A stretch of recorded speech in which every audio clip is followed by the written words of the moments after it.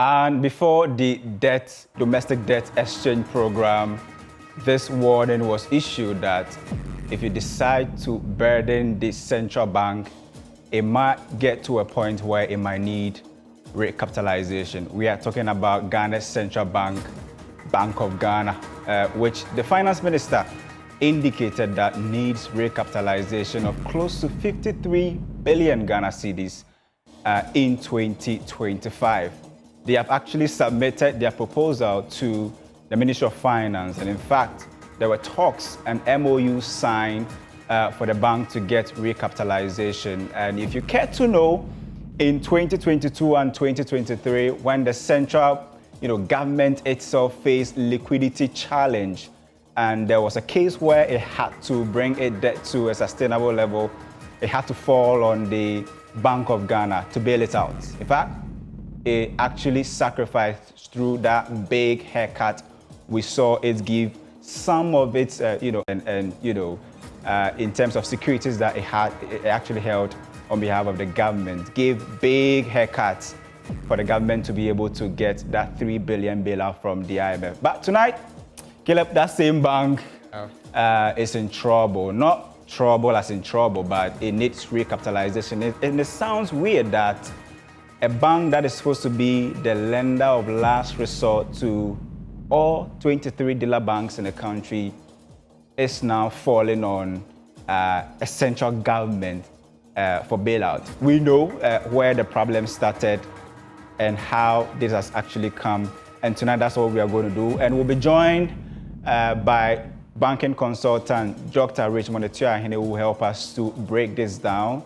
And again, Winston is not around. He will join us next week. He's chilling somewhere. So as always, we'll be here with Caleb Zivlin, who will first of all take us through how far we have come. This is a central bank that we have always and all the time possibly known for making profit.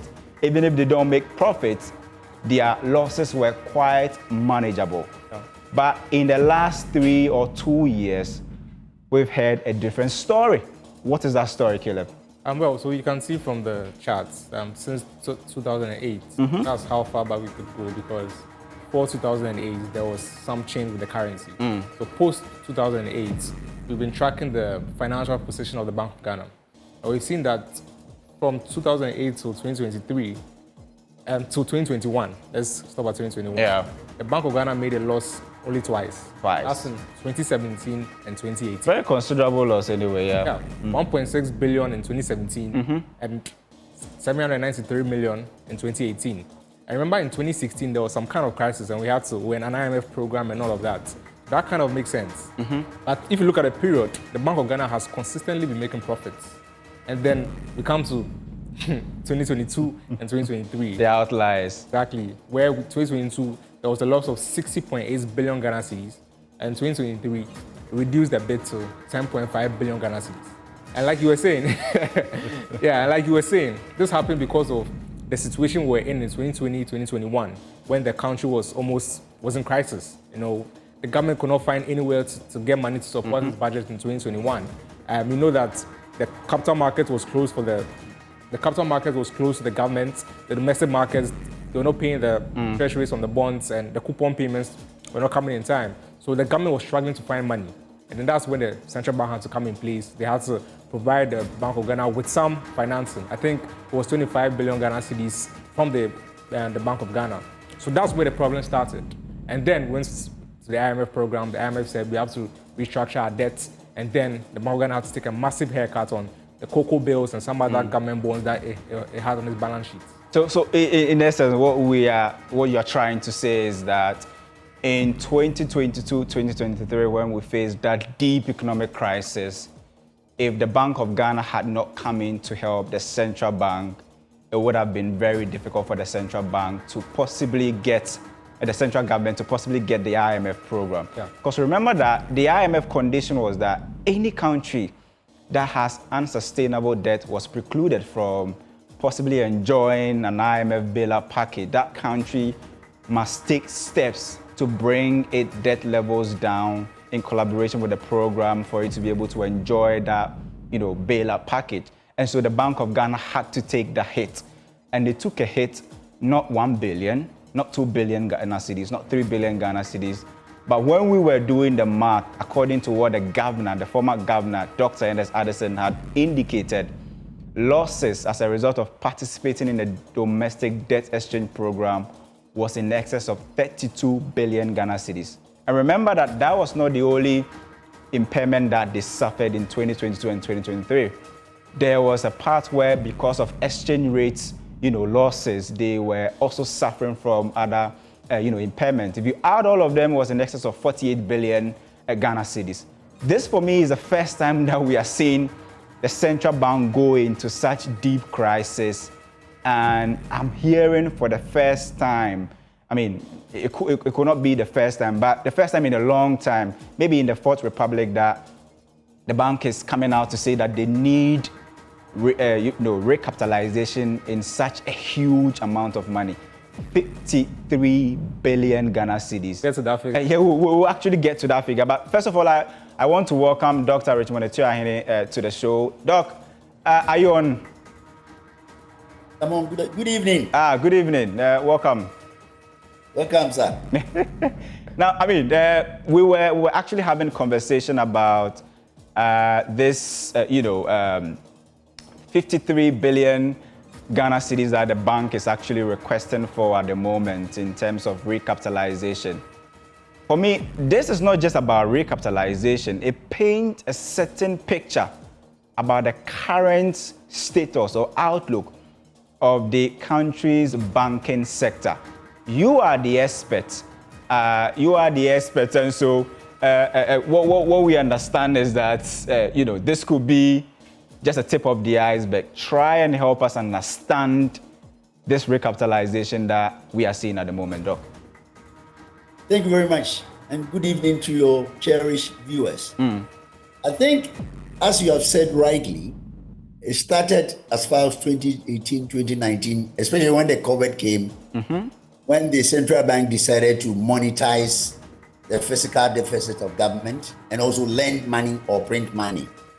So when the IMF came for the program, there were a lot of scenarios. The first one, if you are aware, on the first one, the Bank of Ghana was not going to be hit as much. But when they came from Marrakesh, they decided that the goalpost should be changed. And central bank was sitting on such a huge debt. So the IMF told them that we will add up to your debt exchange. And that has brought them to the position, the precarious position in which they are in today. Wait. So, Doc, if I'm understanding what you're saying, you mean that the first debt exchange program that was designed, the Bank of Ghana wasn't supposed to take such a huge, haircut, right? But after that meeting in Marrakesh, the bank decided that, look, there could be some delays, so why don't we take the hit for the banking, the commercial banks to be a bit free and the government to go through with the IMF program. Is that what you are actually putting across? Exactly. That is exactly what happened. I remember I discussed it with you some time ago that when they came for the Marrakesh, then the IMF said that if you don't drop the Bank of Ghana debts, if you don't do it, we're not going to meet the sustainable debt level. Because that was a chunk, a huge. So they decided that instead of we putting the burden on the banks alone, let us now shift some of the burden to the central bank. That is the reason why the central bank came in. And when the central bank came in, the figures show the sustainability if we go the way we are going. That is the reason why they came in. Originally, the original DDEP, which started, I think, December 2022, which I had a calculation, they were not going to suffer that huge losses. It was the banks. And you remember that some banks, South African banks, and the Nigerian banks started doing capitalization. They all said they were going to bring capital. That was the time that they were hit massively. But when the goalpost was changed, then the burden fell on Bank of Ghana. So Bank of Ghana currently bears the biggest brunt of the DDEP. What we understand is that the total amount that was exchanged in the whole restructuring program by the Bank of Ghana was some 70 billion Ghana cedis. And they decided to take a haircut of as high as 50%, right? That was very huge. I mean, for the ordinary Ghanaian who is watching us this evening, and we tell them that Bank of Ghana has a negative equity, Bank of Ghana is requesting for recapitalization. Doc, break this down to the level of the ordinary Ghanaian for us to understand what this really means. Thank you very much once again. You know, originally, when they started saying that they were policy solvent, I was telling them that once your capital deficient, you are not making a complete central bank. But they defended the position, they defended it. Until the IMF started telling them that you can't go the way you are going. You need 53 billion, which is that amount of money is bigger than all the capital of the banks in Ghana. 3.5 billion US dollars. Capital alone. The implication of this is that, Kofi, it has what we call credibility issues and then independent issues. It's a there's a well-renowned literature that anytime your central bank goes into such issues, you're going to have problem with your monetary policies. The reason being is that you cannot function as a central bank, i.e., if there was to be lenders of last report, let's assume all 5 of the banks walk into Bank of Ghana today and say that we are short or deficient of capital for funds for overnight. Can you give us about 5 billion? They don't have the 5 billion. They don't have it because most of their assets has been destroyed. So that is the reason why it's when they used to say it's a policy solvent. I was also arguing that you don't have your capital deficient. And your capital deficiency is very serious. It compromises your monetary policy, number one. Now your credibility is also at stake. Because now, if you're talking to anybody, they're going to tell you that, if the central bank is good for nothing, what do you mean by the other banks? So these are the issues. And also public perception. Public perception.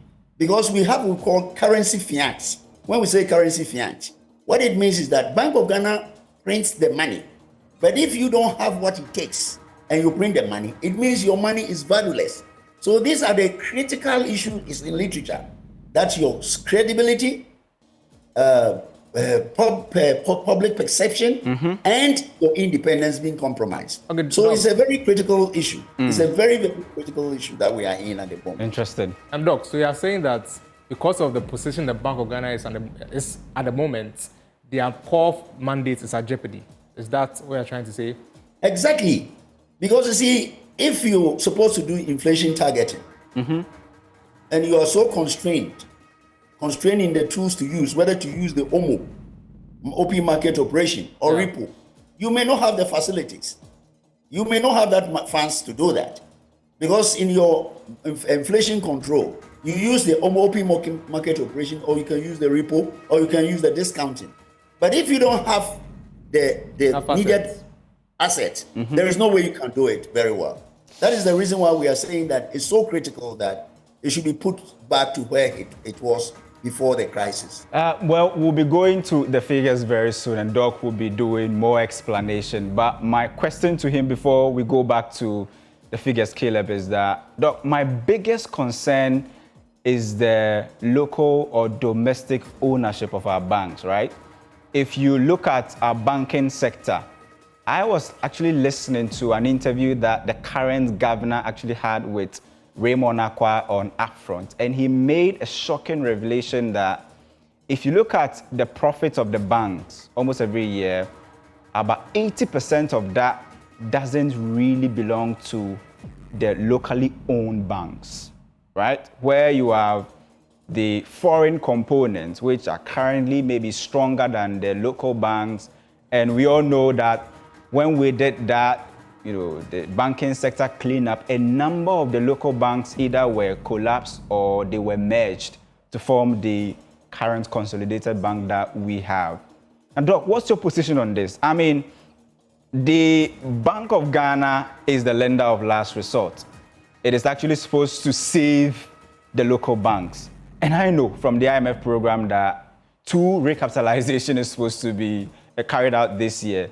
First one is for the parents, which is the Bank of Ghana, and the second one is for the children, which is the 23 dealer banks or the commercial banks, right? Doc, I mean, this may sound funny, but I'm really interested when he make that revelation that you have about 80% of the profit, or I mean, if you look at the capacity of our banking sector, which is gradually becoming more foreign owned. What is actually the problem at stake here at the moment? I think we have a serious issue. You know, if you look at the whole country, all the strategic sectors has been delegated to foreigners, and is increasingly going to impact on us. Because if the governor is right in what he said recently, 80% profit be going to be declared. Dividend will have to be transferred. Currency CD would have to change for dollar. Exactly. Therefore, the dollar will go down. It's as simple as that. So that is why the Nigerians have decided that we will strengthen our local indigenous banks or local institutions so that the money stays in the economy. Unfortunately, you go to our mining sector, it is worse. You come to banking, worse. Communication, you can't even write about it. You see, we should make a conscious effort, and I repeat, it's not just saying it. The country must make a conscious effort to develop indigenous or localized institutions like banks. Because now, I think by April, they've all declared dividend. Yeah. And what did they do? They didn't come and do any lending. They came to buy treasury bills. All of them go and check their portfolio. It is only treasury bills. They buy the treasury bills, convert it to profit, pay dividend and transfer it. They were not like the localized banks, those who were going into industry to support. So we must make a conscious effort. Let it not be a talk show for whoever takes over. We must make a conscious effort to improve local indigenization or localization of our sectors. Other than that, we will talk about this today. We'll talk about it tomorrow. We'll talk about it next week. Because if we don't make conscious effort, we cannot do it. And don't forget, after the financial sector reforms, you know, it has weighted all the domestic bank. I mean, the governor himself said recently, and he quoted one of the banks, non-performing is 62%. And I'm told it's changed to 72. One of the banks is really like N90. It's also really like N90. The next one, which is a Ghanaian bank, has non-performing 43%. Wow. So there's nothing to write home about. You have only 9. And the 9, I can tell you, our 6 of them is good for nothing. So we have a long way Wait, Doc. 9 indigenous banks, and I want to use what you said, quote, about 6 of them good for nothing. When you say good for nothing, I mean, what does it mean? As Bank of Ghana is bleeding for capital, if you don't like, I'll mention their names now. Oh, yes. You can consider make your case. The banks that were capitalized was capitalized in, I think, 2020 or 2019. It hasn't fared well at all. And those who joined the GHs, it is a worse deal for any of the banks. That is why one of them exited as early as 2022, because the impact of the cost is 19.1%. Whether you make profit or not, you have to pay. And the banks are going under. At least we are left with 2. And the 2 are local banks. And I'm telling you, I don't want to mention their names. They just exist on paper. They just exist on paper. The negative capital is bigger than, it's huge. It's huge because I've done a job for those 2 banks. So we have a long way to go. The banking sector is not good. Central bank is bleeding. The indigenous banks are also bleeding because of certain things that we have put in place or certain things that we did.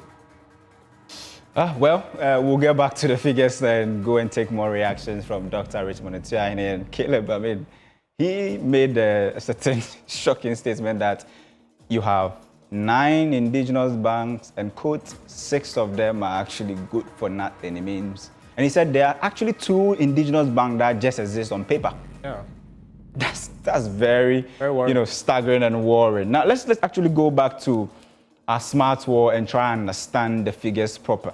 I mean, we've been digging and going through the IMF program, and what we understand is that this, in fact, in terms of we've spoken about the debt and all of that, I think we should, this is what the Bank of Ghana is looking for. If you're able to, if there's anybody watching us and you can give Bank of Ghana 53 billion in bailouts. You get in touch with the governor. Absolutely. I mean, I think that they will be very grateful because at the moment they have options and their first option has actually failed. because the finance minister said, look, if you don't meet me halfway, if you don't come to the negotiation table with a better proposal, there's no way that the taxpayer is going to pay for 53 billion Ghana cedis in bailout. But the funny thing is that when the government was in trouble in 2022, 2023, the bank bailed them out. It was the central bank that bailed them out. Yeah. Now the bank is in trouble. It is going to the central bank. The central bank said, well, we don't have money. I mean, it's also a change of regime because the government that the bank helped is not in power anymore. Oh, okay. New government that is in place. Okay. There are different priorities.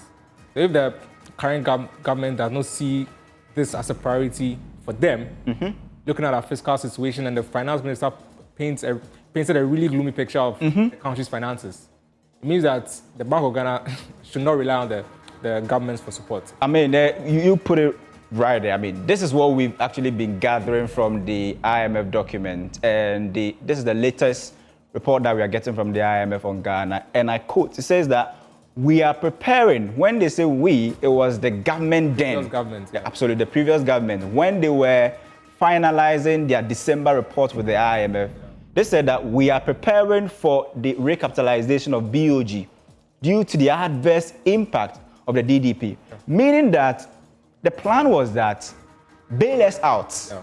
When it's time for us to also, when you are also in need, what do? Step in. We also step in and bail you out.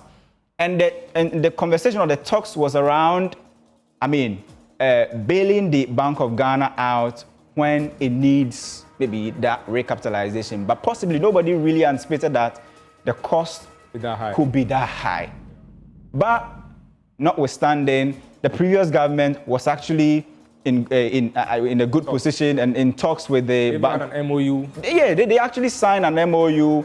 Talks were in advance to build the Bank of Ghana, which means that of the options that they put in the IMF program, they possibly felt that the first option, capitalization, was the first one. And I want you to take us through the options that were available to the central bank and how the government captured this in that review of the IMF program.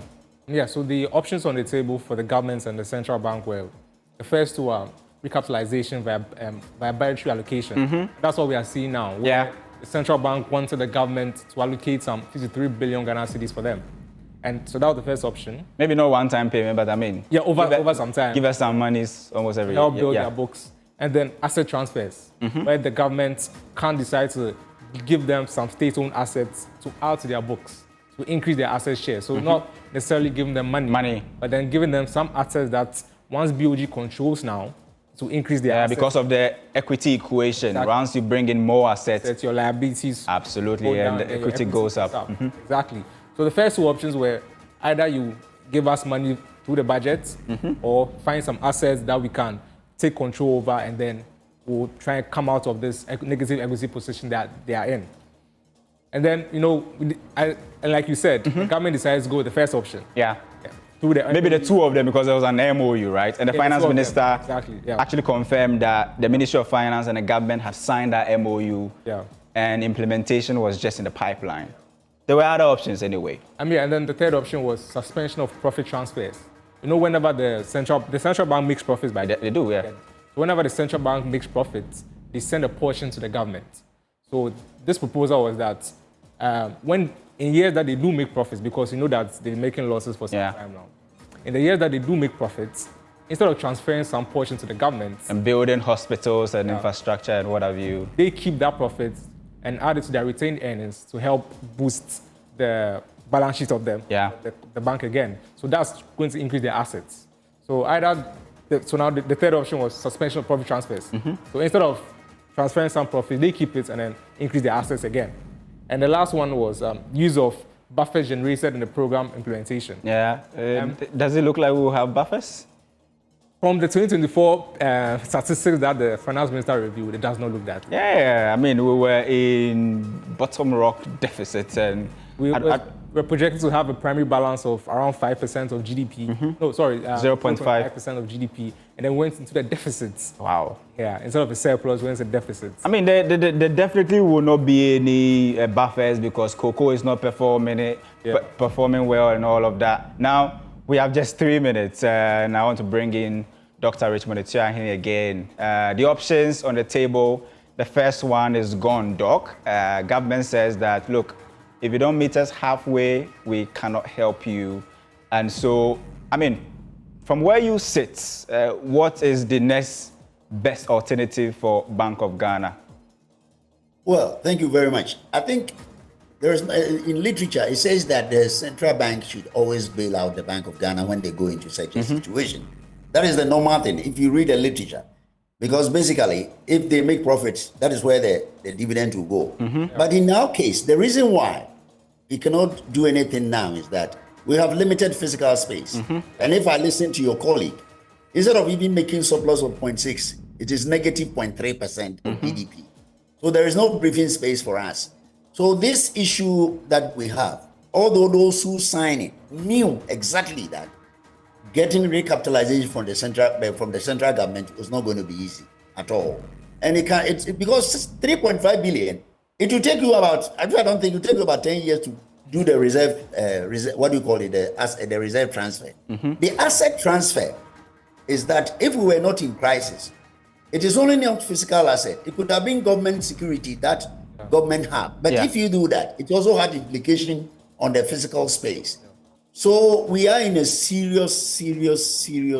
And the reason what shocks me is that why did we do all these scenarios? And when we saw it, why have we allowed it to surface at the end of the years?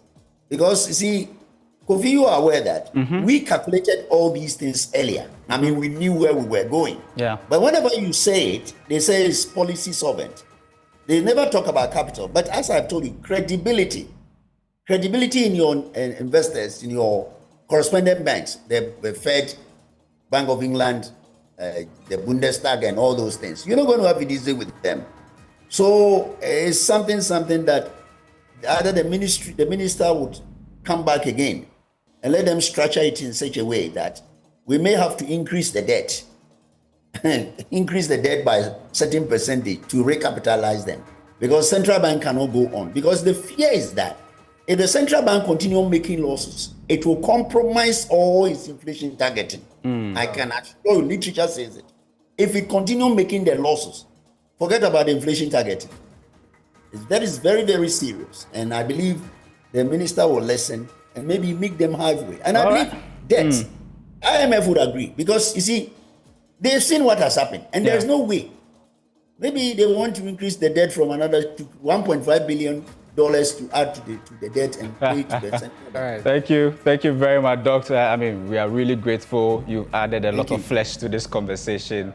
And in fact, the only unfortunate person in this equation is the new governor. Unfortunately for him, he was not the one who was in the helm of affairs, but he possibly will be maybe the first governor, I don't know, to be inheriting negative equity, and possibly not his fault that the bank is actually in this situation. But the big task is that whatever the case, he has to make sure that the Bank of Ghana finds itself in a very good position to be able to perform its monetary policy, responsibility, and make the country's currency stable.